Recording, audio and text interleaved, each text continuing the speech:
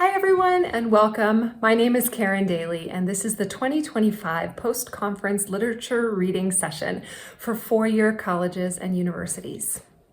I'd like to try something a little different today and break up this list of repertoire into three short videos. So this first video is called True North, Exploring Canadian Repertoire for Collegiate Choirs. And this is the music that was presented in the deep dive session at the Dallas conference. So we'll begin with these 5 selections. You probably know there are some amazing choral traditions coming out of Canada historically and at this point in time. I am Canadian. I grew up singing in Canadian choirs and grew up singing this wonderful repertoire. And I simply love to share Canadian composers with my students and colleagues. There are some publishing companies you might like to know that are dedicated to publishing Canadian works, such as Cypress, Silent Dawn, and the Canadian Music Centre. So here are 5 selections you may know or may like to consider by Canadian composers. The first is Elements by Caterina Gimon. This is a suite of 4 selections which explore the 4 elements: earth, wind, fire, and water.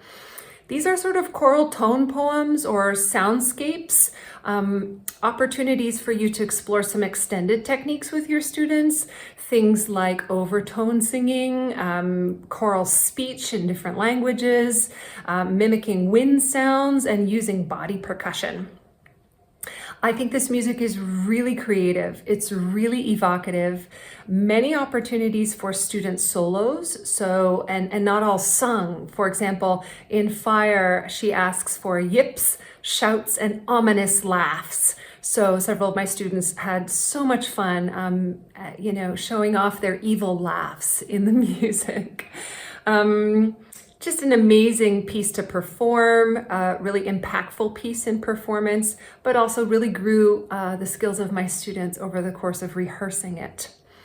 The movements can be excerpted and you'll find examples of that online, but it's also really rewarding to do this work in its entirety. And it is about 12 minutes long. The second piece I'd like to speak about is Ripple Effect by Sarah Cortell. Sarah's music is widely known. I find it to always be fresh, rhythmic, and really appealing to my students. This piece is scored for mixed choir and soprano, alto, tenor mixed chorus or semi-chorus and cello. So a really interesting opportunity to potentially involve 2 choirs or a chamber choir from within a mixed ensemble. The semi-chorus plays a fun role, sometimes an ostinato, sometimes an echo. I think there could be some cool opportunities for spatial performance of this piece as well. Sarah uses a contemporary musical language with some pop-inspired harmonies and lots of syncopation. The texts are aspirational in nature, Hildegard von Bingen and Mother Teresa. So this notion of we ourselves are only a drop in the ocean, but what kind of effect might that drop have? This ripple effect notion, I think, is really universal and really appealing as well. Next, I'd like to share about June Night by Stephen Chapman. Stephen Chapman is a well-known and prolific composer. Many of his works are in the ECS and Galaxy catalogs. I find his music to always be lyrical, singable, and memorable, and June Night is a perfect example of this. It's scored for mixed choir, piano, and clarinet or oboe, so a nice opportunity to feature an obligato instrumentalist.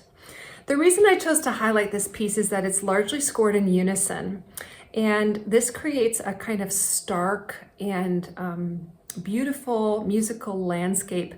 And Chapman uses bold harmonies and dramatic melodic contours. There are big interval leaps in this piece, and when sung in unison, presents some key challenges to the ensemble. The piece is maybe a little bit harder than it looks on the page, but my students found this to be really challenging in a good way, and it was a nice opportunity to explore uniformity of tone, of pitch, and also of vowel as we went along. In fact, they asked for more pieces like June Night this semester, so I think there was something that they really found that they really learned a lot from that piece. Breathe by Matthew Emery. This is a madrigal, maybe best suited for a smaller choir, a cappella. This is a Petrarch text from the 14th century, a very timeless text, universal, speaks about wisdom and courage in difficulty. I really like Emery's use of parallel motion in the voice parts. It creates a lot of transparency and clarity in the vocal writing. It's not overly difficult. There's a lot of stepwise motion here, but a nice opportunity to work on choral balance and blend. I also really like the irregular phrasing and the sort of subtle dynamics and rubato that is inherent in the music here. So just a really nice opportunity to explore musicality with your ensemble. And last, I'll speak about Jiao de Cat by Tracy Wong. If you don't know Tracy's music, please check it out. This translates as near, far, and is inspired by some Malay proverbs about travel, which I think is really fun and journeying. Tracy is originally from Malaysia, and the Malay text here is quite accessible. There isn't too much to learn, and Tracy provides some great resources, including IPA and some reference recordings on her website.